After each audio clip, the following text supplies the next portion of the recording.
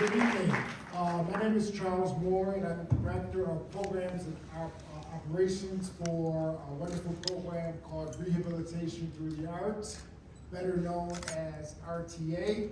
And as Tina said, the film depicts a little bit about the work that we do. Did you guys enjoy the film?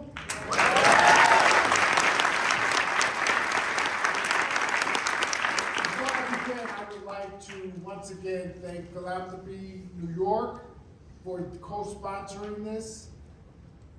Look at this beautiful space. Can we thank the Ford Foundation for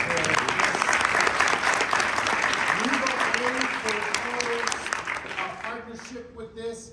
And we cannot stop without thanking the Tao Foundation, who has been supporting RTA since 2015. And is also supporting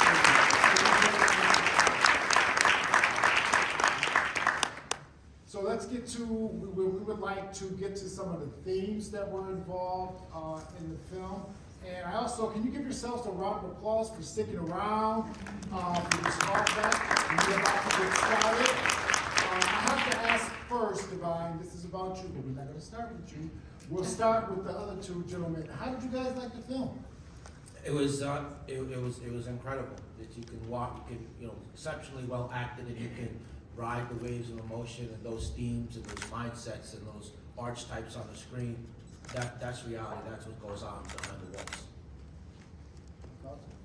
Yeah, I think the film was wonderful as well, and it showed so much for those of us who do the work, those of us who were impacted by the criminal legal system. We saw some part of the film in some way, in all of the work that we do. Some of us saw resilience. Some of us saw a claim on humanity. Guys were there, they carved out a safe space for them to be themselves. We saw all of that to reclaim the humanity. We saw so much. So the film, it showed a great deal. Thank you. Divine G.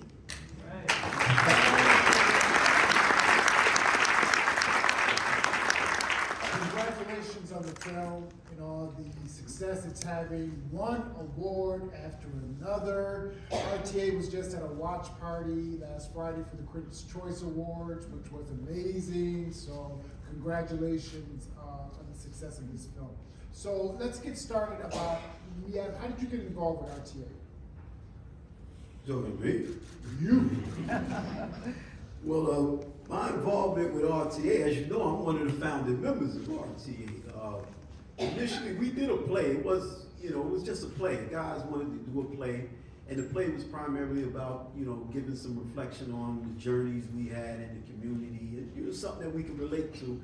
And we did one play, and it was a success. It was shockingly a success. Then we did another play, a play called A Night of Theater.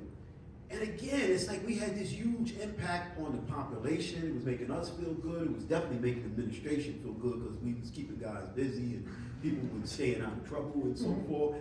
Then finally we decided, you know what, we got something good here. I think maybe we should turn this into a program, because the vast majority of the founding members, we were incarcerated individuals who were involved in a lot of positive things. I was the president of the NAACP. I was a jailhouse lawyer, lived in a law library. I was, involved in a whole lot of just positive stuff, ILC, grievance committees. And we said, you know what, let's create a program. And we came up with this idea to use it as a program that teach life skills, that teach individuals how to get along with people they didn't like, how to communicate, how to problem solve, basic life skills that was making us safe and then making the administration safe, just to name a few. Also, are you one of the writers of the film?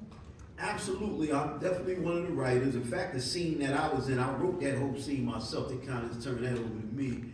And Craig and Clint, they kind of fine-tuned it. Yes, I'm also an executive producer on the film, and I acted in the film, and I have a story credit, so I'm all in this. Congratulations. What are you doing today? Well, today today, right now, currently I'm a train operator. I work with New York City Transit operators. Let's give it up for MTA.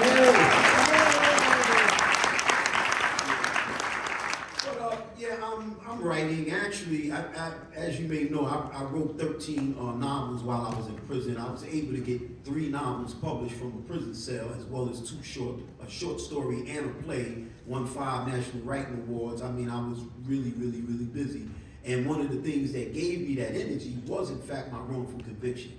You will be amazed some of the things that can come out of you when you're in there and you make that decision to say that I'm going to fight this tooth and nail. You're going to do everything in your power to bring out things that you don't even know you got. So what I'm doing now, to answer your question, I've been shopping around some screenplays. In fact, I've sent some stuff over to 50, Michael Jordan. I've tried to send some stuff to Will Smith. In fact, I got Paul Racy and his wife assisted me shopping around some screenplays. So you might see me in the future, who knows. But I have my entertainment company, Divine G Entertainment, and I sell audio books, I sell paperback books, I sell ebooks, primarily my books, but at some point I'm going to expand and start helping other individuals, get their books published. Primarily focusing on the prison situation, because those are the individuals that really need it, and it is really hard to get something published from prison. I got stacks of rejections.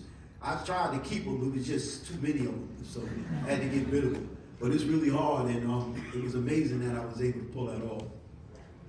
Okay, so let's get to this. The one and only Coleman Domingo. Shout out to Coleman. Portrays your role in the film. How do you think he did?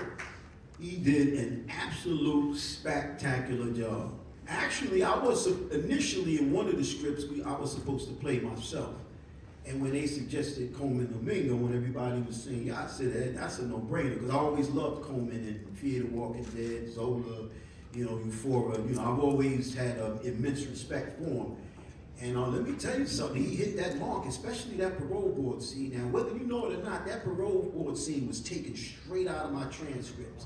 And when they asked me, was I, acting, actually it was a commissioner named Ferguson.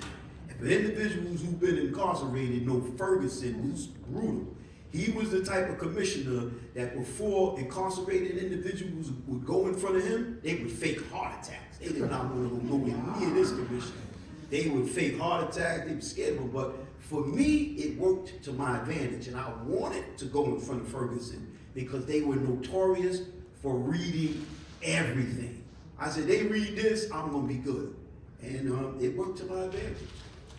One of the themes in the film focuses on your wrongful... One other thing I forgot to clarify.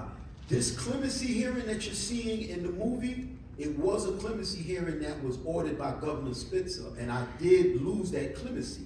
But the actual transcripts are coming from my actual parole board hearing in which I was released. Since we didn't have clemency hearing transcripts, we had to interchange the transcripts. You understand what I'm saying? So at this juncture, I was in fact released, despite maintaining my innocence. So one of the things in the movie is, like you just brought up a little bit, is about your wrongful conviction. And can you tell us a little bit about that? Well, I went to prison for a crime I didn't commit. I mean, had absolutely nothing to do with this crime, and due to the fact that the prosecution used something that they call trial by ambush, I actually sat up on Rikers Island for like 2 years and had no clue of who was charging me, how I was being charged. And on the day of trial, they came in there with a stack of papers, maybe 3 feet high. And in short, I was basically railroaded. About 10 years into the incarceration, found overwhelming evidence of my innocence. Actually, Mr. Finkelman was one of the first that started investigating my case. Mr. Finkelman, Stephen Scarborough, Kevin Casey, and the next thing you know, certain evidence of my innocence started surfacing. And we got a 440 hearing, and we had a brutal judge, Judge Francis Exegito, who was brutal. He was the worst in Brooklyn. He was the super hang'em judge, and you just didn't get a whole lot of justice with him. And basically, I eventually came across a tape where an individual was exonerating me on the tape. They hid this tape, they did everything in their power to conceal it, and I ultimately, got the tape. So one of your attorneys is here today that was assisting you with your wrongful conviction. Jeff, how you doing? All right, I'm good. Jeff, can you tell us a little bit about your foundation? Sure, so the Jeffrey Deskovic Foundation for Justice is a nonprofit organization which I started, which has the mission of freeing wrongfully convicted people and pursuing policy changes aimed at preventing that from happening in the first place. We've gotten 15 people home so far. We helped pass 9 laws. Of course, I started it because I was exonerated through DNA testing myself after 16 years, and I got tired of sitting in the front row of the courtroom, so I went to law school to become an attorney. And actually, the first person the foundation was able to help free through any means, because if it's legal, we try to get people out. Of course, the ultimate goal is exoneration, but if in the course of those slow wheels of justice turning, if we can get people home sooner than that, so they can be home while we continue that effort, then we do that. And so Divine G was the first person that the foundation ever helped to get released, period, through any means. So you're making history.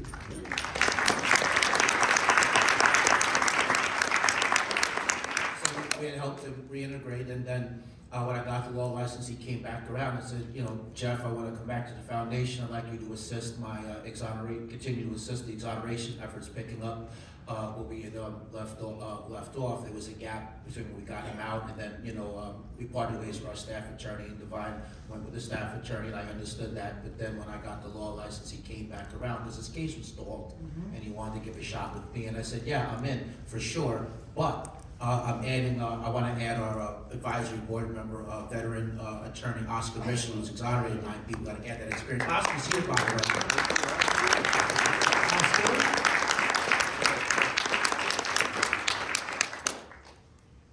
So can you give us the short version, if there is a short version, of the complexities it is to handling wrongful conviction cases? Well, you have to, first of all, when you've been wrongfully convicted, I mean, the burden of proof is on you as a defendant. You're not presumed innocent anymore. You're presumed to be guilty because you lost the trial. And so now you have to figure out, you know, how can you prove a negative? So whether that's testing DNA material, looking for alternative suspects, looking for similar crimes in nearby areas, re-interviewing witnesses that you think lied, interviewing new witnesses who bubble to the surface. You look to see if whether any law enforcement or other experts' misconduct bubble to the surface in some other unrelated case. You know, does any junk science been used? And you have to put all that together, and then you make a really complex decision, which I suspect the next question or two we'll get to. Are you going to file an application in a conviction review unit, you know, asking the DA's office to reinvestigate the case, or are you going to forego that and just file a post-conviction motion? So one of the big issues with that is once you exonerate someone, that means that the DA messed up, obviously, and then that the person who committed the crime is still out there. 100%. In fact, that happened in my case. So the actual perpetrator killed a second victim 3.5 years later, who was a school teacher who had 2 children after killing the victim in my case. Alfonzo, let's get you involved in this. Legal aid in the house. Let's get more legal aid.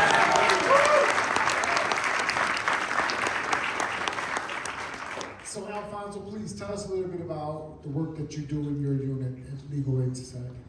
Okay, I started Legal Aid about 6 years ago in a wrongful conviction unit. I was one of the original hires of the wrongful conviction unit. It started with just 3 people, 1 supervising attorney, an investigator, and myself. Fortunately, you know, since then it's grown to now several attorneys, several more paralegals, and they have a couple of investigators.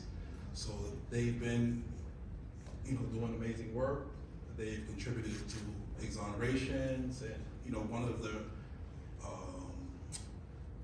first things we did when Legal Aid came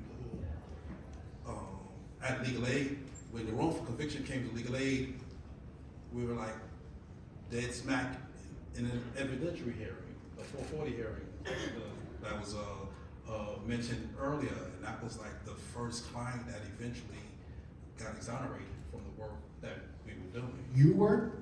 Oh no, our client that Oh, we client. that So, and it was amazing work. I got to sit at council table as a paralegal at the time with amazing attorneys doing the work. That hearing was denied, because we just had one of those judges we expected to get denied. But fortunately, the hearing was appealed, and a panel of appellate judges decided otherwise. Now, So Alfonso, let's see how your math is. Can you give us a glimpse of some statistics, probably on a local and a national level, of some of the wrongful convictions that people are still incarcerated for? Do you have those numbers? I mean, there's an amazing database called the National Registry of Exonerations, and you can go there and pretty much find everything in the country since 1989, since they began compiling this. And I just happened to look at it this morning. And no, I don't wake up every morning and look at the National Registry of Exonerations, but I figured I would look at it this morning expecting to come here, and it's, you know, close to 4,000 since 1989. And that is 4,000 that were able to get exonerated. And, you know, considering how difficult it is to get someone exonerated, because most people who are guilty, most people who are innocent probably never get exonerated. They may do their time, they may be released, and life goes on for them. Unfortunately, some have to stay in prison because of that. But I remember, to your question, I remember years ago when New York State prison system was about among its highest. It was like 66,000 people at the time in state prison. And I was listening to the radio, and that question was asked from the person who was at the time the president of the District Attorneys Association. That person was asked about wrongful convictions.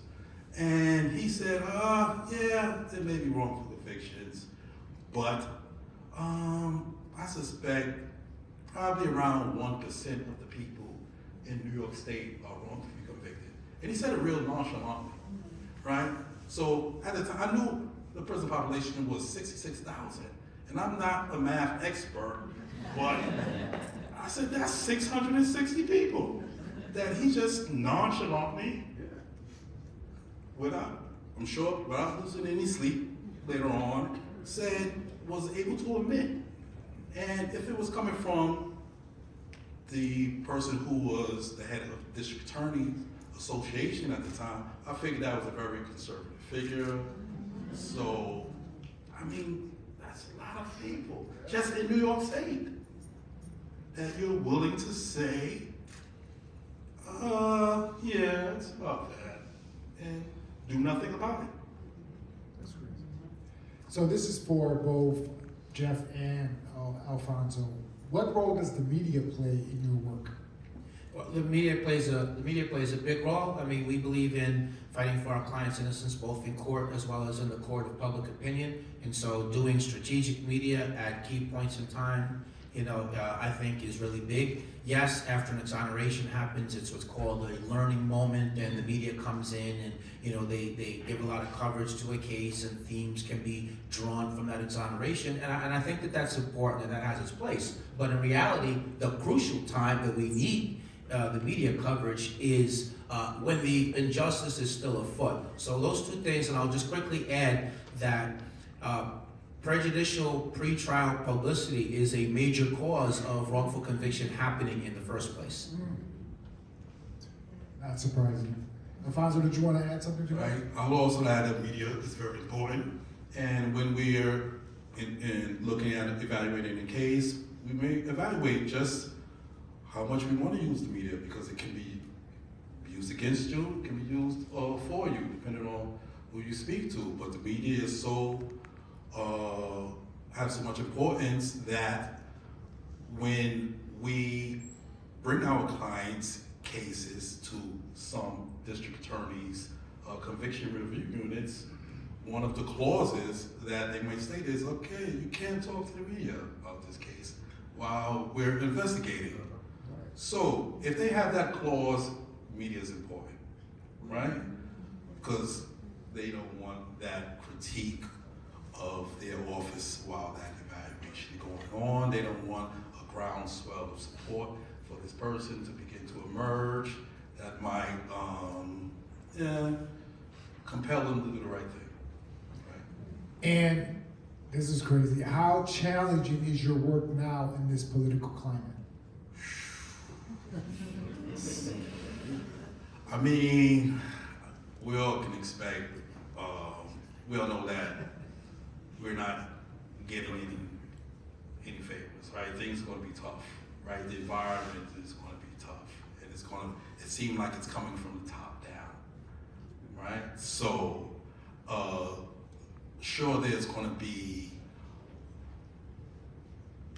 probably worries about funding for the organizations that do the good work, right? If they receive monies from the government, what type of programs that organizations are going to be able to sustain. You know, all of those things are certainly going to be a concern for us, for our partners. So, I mean, we got to continue to do the good fight. That's right.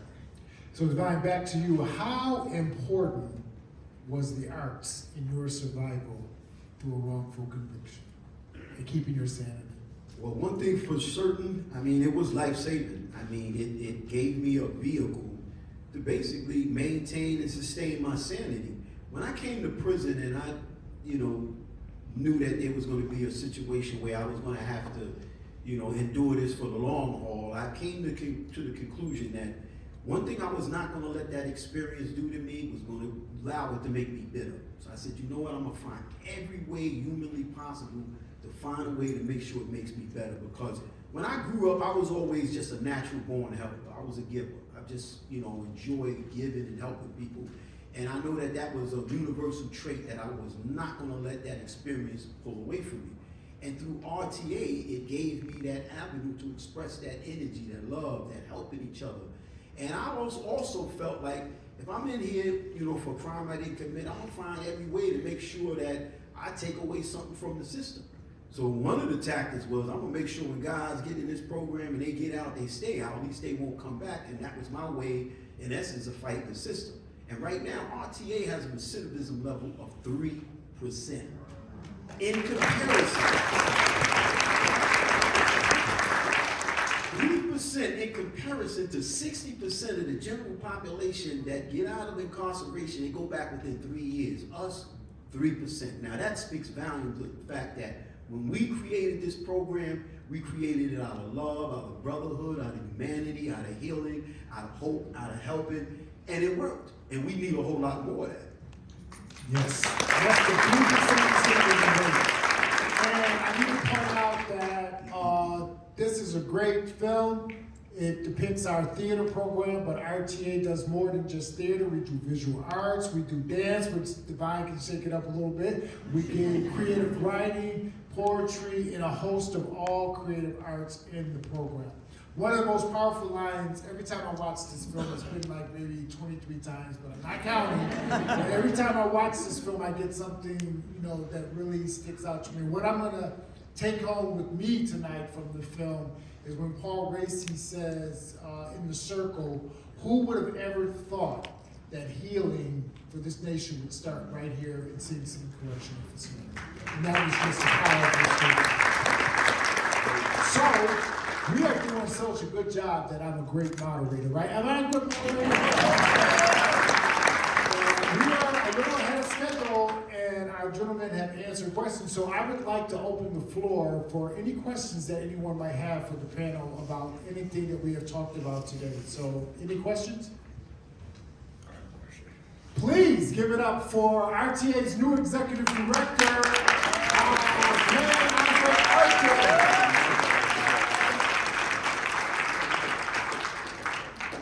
Hello, thank everybody for coming out. Today's my first day as the executive director. But to stay on topic, I had my wrongful conviction overturned July 18th of last year.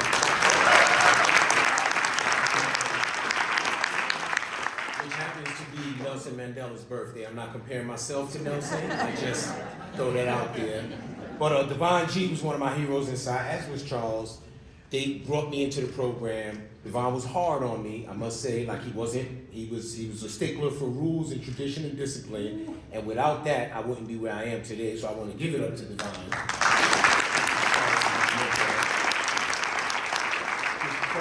And I'm also the first directly impacted person to run the program, which is something they had in mind when they created the program. The question I would ask for any of Alfonso or Jeff, or even Devon, is can you talk a little bit to the distinction between having your conviction overturned and being exonerated? Because I think people use them interchangeably. Sure, so a couple of nuanced differences there. I mean, your conviction might be overturned on an issue of law or a procedural issue which has nothing to do with, with actual innocence or newly discovered evidence. Whereas, if you're exonerated, your conviction is overturned either on actual innocence grounds or newly discovered evidence grounds, and then the district attorney either dismisses the case after that, or the court might have dismissed the case, or you might have to go back to trial and win. So you could have your conviction overturned, but you're still in limbo while the DA decides if they're going to retry you or not. So it could be said that your conviction's overturned, but not that you were exonerated. As long as the criminal matter is not permanently dismissed in your favor on an innocence-related ground, you're not exonerated. Okay. And what about civil liability for that? Either, you could add that into if you're going to answer. You can answer the civil part. I will go All back. right, sure. All right, so New York State is a state that has compensation. Just nationally, there's 12 states that don't. But long story short, you can pursue compensation under New York State law. You should think of it like a no-fault insurance. So all someone has to do to get compensated is you have to prove that you were wrongfully imprisoned, and then you get compensated. It's a court process. It's done by the Court of Claims. But then, there's also a federal 1983 civil rights lawsuit which you can pursue, and there you're pursuing action against all the entities that were directly involved in your wrongful conviction. But the trick of it, though, or the rub, is that you don't win based on you being wrongfully imprisoned. You have to prove that there was a corresponding malicious violation of a constitutional right that led to the wrongful imprisonment. Otherwise, you wouldn't get anything. Wow. Who's going to chime in? I think Sure, go ahead, Alfonso. Somewhat connected to my an earlier response that I gave. New York State, for a very long time, did not have what's called a freestanding claim of actual innocence. In other words, that you can raise an emotion that you were actually innocent, but that was no ground for a judge to release you. A judge can look at you and feel that you were wrongfully convicted, but also say that you had no legal ground for him to release you. Yep. So in order for it to be released, your claim had to be based on some other ground, like you were afforded ineffective counsel, or some violation occurred where the district attorney's office may have withheld exculpatory material, or some other basis like that. But just your innocence alone was not enough, right? So when I mentioned those numbers earlier from the National Registry of Exonerations, there were people who were released on other grounds that were not deemed exonerated. You feel? But they were innocent. The judges had no basis of releasing them. Some may feel, oh well, yeah, this guy may be innocent, but I have no legal grounds to release him. Isn't that something? Yeah. That's kind of sad. Some of them who really felt might have written an opinion to, kind of put some other basis in there, but Just to say that you're innocent wasn't enough. Wow. We got one question right there, and then we will.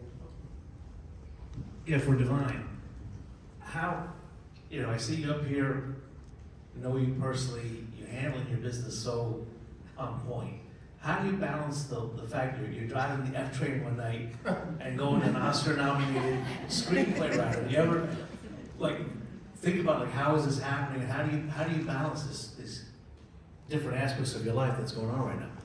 I mean, one thing that I did in prison, I somewhat prepared myself. I mean, I was a multitasker for Charles and those that know me. I was doing a million things all at one time, writing books, running NAACP, doing grievance, doing lawsuits, fighting my case. So, this is nothing new to me. It was like I kind of was acclimated to it. It's like there's not a moment in my life where I'm doing nothing. But I will say this, it kind of one of the things I came to realize while I was in prison, and I'm kind of diverting a little bit, and I want to put emphasis on this because we're running out of time. When I wrote this memoir entitled The Whitfield Files, I came to the realization that the only way that I was going to receive justice is through the power of the public command. And if you read this piece that I won a Pen Award in 2002. It's online right now. It's called The Whitfield Files, and it depicts graphically what happened in my case, where I was at, what was going on, and so forth. And I say that to say is this. Right now, I have a petition going on. It's called, it's basically to free Divine G of a wrongful conviction now. And the website is very simple. It's www.freedivine.org. And I'm asking everybody in this office, in this room, in this audience, to please go to this website. Look this evidence up. Look up this website. I'm going to say it again, www.freedivine.org. Read the evidence of the innocence. Make your own assessment. See what's going on here. And sign that petition. And encourage others to sign that petition. Because right now, it's the same thing as it was in there. Without the power of the public command, nothing is going to happen. They're going to sweep this thing under the rug, and it's going to be business as usual. And I compare my case to the George Floyd situation. George Floyd would have never gotten me justice if the public had not risen up and said, enough is enough. When they can go this under the rug, they're going to do it. So I just, on that note, there is a document in the back which has a QR code. It has Divine G's the evidence there. But look, in terms of the status of his case, I'm going to be super brief. There's one piece of evidence that connects Divine to the crime he's wrongfully convicted of. That was a self-admitted crack addict who told 3 lies. There's another 12 likely lies. His testimony was contradicted by 2 other witnesses. In terms of evidence of his innocence, the actual perpetrator, said that he admitted that he committed the crime with a man named Patrick from Queens. Divine's name is not Patrick. He's not from Queens. Okay, he's deceased. He also admitted to his brother as well. There's Divine has an alibi. He was with a man named Brian Devery.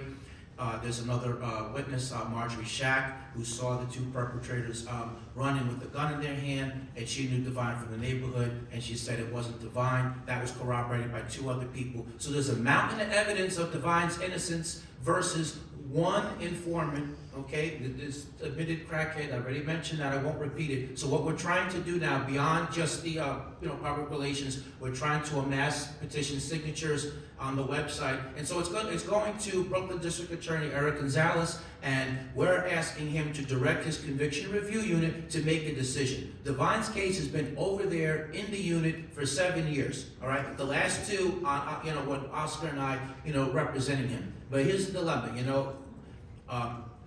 if they just continue to stay and stall, nothing's going to happen. So we need to get more people to sign the petitions. We could file in court and litigate. Okay, we could do that, and we're going to have an internal timetable. We're going to do that if nothing happens. But at the minute we start to do that, it's going to cost at least 2 years, and we don't want Divine to walk around with that conviction for another 2 years. So we're trying an alternative, outside the box method of doing the publicity and doing the petition signatures. Last time. freedivine.org. Thank you. So, Divine and all of us will be around a little later over for the reception. So if anybody wants to get up to get some more information, talk to Divine, Jeff, and Alfonzo. We'll be right outside the door. RTA is doing great work. We are in 10 facilities now with more to come. Legal Aid Society is doing great work. Jeff's Foundation is doing great work, and with continued funding and sustainable funding, we will continue to do this. In closing, I would like the RTA team to stand up, please, in case anyone wanted to speak to folks from RTA after the panel. You don't stand up.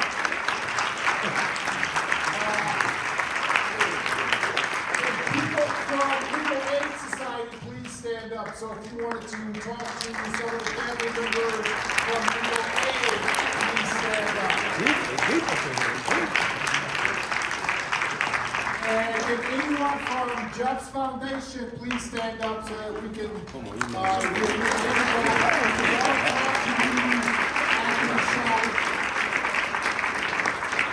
again, I thank everybody for standing back for this important information. Panel, you guys did an excellent job. Can we give Adrian a hand round of applause for hosting us?